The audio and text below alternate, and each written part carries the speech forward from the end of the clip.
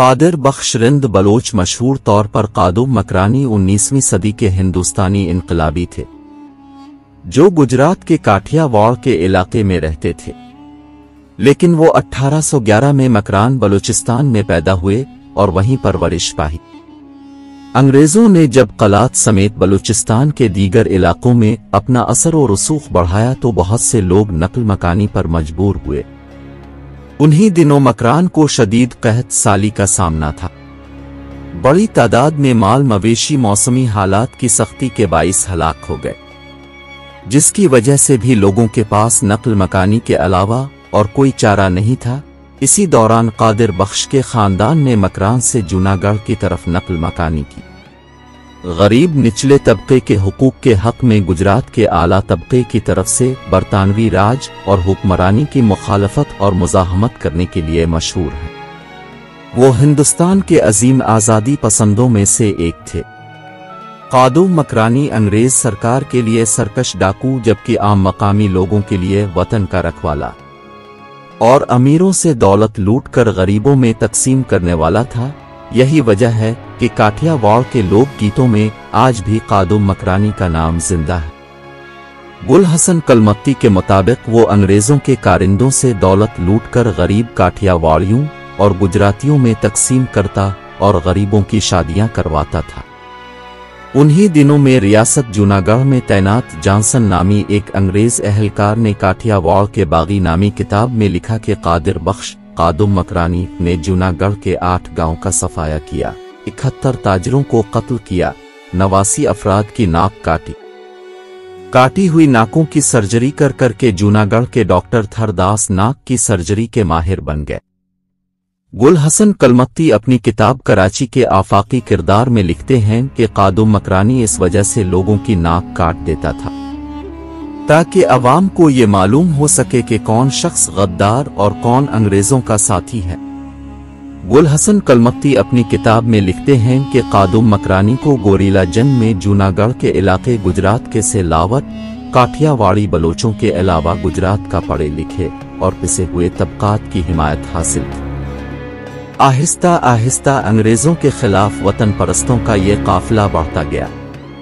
قادو مکرانی کے لیے لکھے گئے گیتوں میں خواتین بھی اس سے مخاطب ہوئی ہیں۔ قادو کے کئی روایتی قصے مشہور تھے، جیسا کہ انہوں نے کبھی کسی خاتون کو نہیں لوٹا، اور اس کا اعتراف خود انگریز بھی کرتے تھے۔ مکرانی اور اس کے قبیلے نے علاقوں اور وسائل کے لیے جنگ لڑی، بدلے میں کاٹھیا واڑ کی شاہی ریاستوں کے حکمرانوں سے خراج وصول کیا۔ اس نے برطانوی نوآبادیاتی حکام کو پریشان کر دیا، جنہوں نے اس قبیلے کو غیر مسلح کرنے کی کوشش کی۔ ایک جواز اس وقت دیا گیا جب مکرانی اور اس کے قبیلے نے نوآبادیاتی حکومت کے سماجی کارکنوں کو رجسٹریشن اور مردم شماری کے بہانے گھروں میں داخل ہونے سے انکار کر دیا۔ جنگ بندی یا اختلاف کے آپشن کو دیکھتے ہوئے قبیلے نے بغاوت کر دی۔ مکرانی کی چھوٹی فوج نے سویلین سپورٹ کے ساتھ نوآبادیاتی فوج کے ساتھ تصادم میں ملوث ہونے پر قابو پا لیا اور انہیں بہت سے جانی نقصان سے دوچار کیا۔ نوآبادیاتی فوج بلاخر مکرانی کی فوج کو پکڑنے میں ناکام رہی۔ قادر بخش کی دشمنوں میں انگریز، جوناگڑھ کے نواب اور دیوان سب شامل تھے۔ انگریز سرکار نے ان کی زندہ یا مردہ گرفتاری پر 20,000 نقد رقم اور 20 ایکڑ زمین انعام رکھا تھا۔ اکتوبر 1887 میں کاٹھیا واڑ میں پولیس کی گرفتاری سے بچنے کے لیے دوستوں نے قادر بخش کو مشورہ دیا کہ وہ کچھ دنوں کے لیے مکران چلے جائیں اور حالات سازگار ہونے پر واپس آ جائیں۔ گل حسن کلمتی لکھتے ہیں کہ کراچی بندرگاہ پر سخت نگرانی ہونے کی وجہ سے قادر بخش ملیر کے اولڈ تھانے کے علاقے میں آئے، ایک اونٹ کرائے پر لے کر کراچی شہر کا رخ کیا۔ قادو کی اہلیہ لیاری میں رہتی تھی اور ان دنوں مکران کی سواری بھی لیاری ہی سے دستیاب ہوتی تھی۔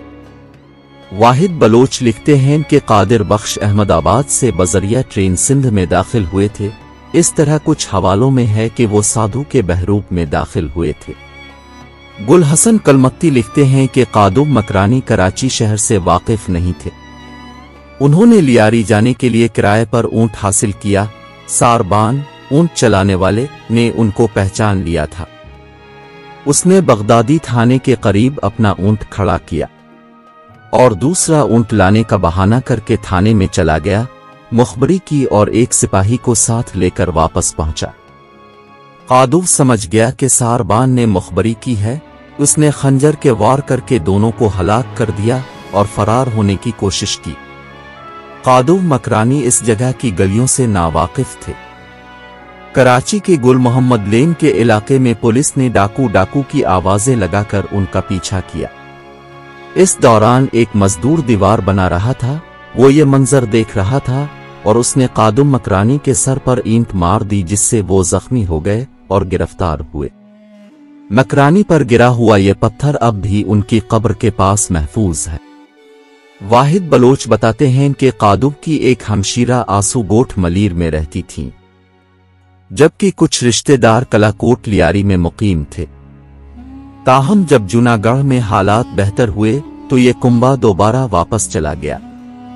لیکن تاریخ کی ستم ظریفی یہ بھی ہے کہ ریاست جوناگڑھ کے پاکستان کے ساتھ الحاق کے اعلان کے بعد نواب آف جوناگڑھ کو پاکستان میں پناہ لینی پڑی اور ان کی اولاد اس وقت کراچی میں مقیم ہے، جبکہ قادو جسے کراچی میں پھانسی دی گئی، اس کی اولاد اور خاندان اس وقت جوناگڑھ میں ہے۔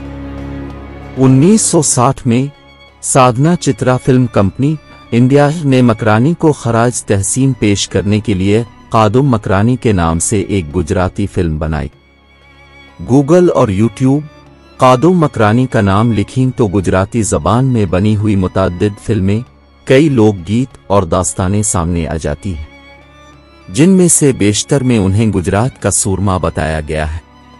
قادو مکرانی کو نومبر 1887 میں کراچی سینٹرل جیل میں پھانسی دی گئی۔ انہیں میوا شاہ قبرستان میں سپرد خاک کیا گیا۔ ویڈیو کو لائک اور شیئر کریں اور چینل کو سبسکرائب کریں۔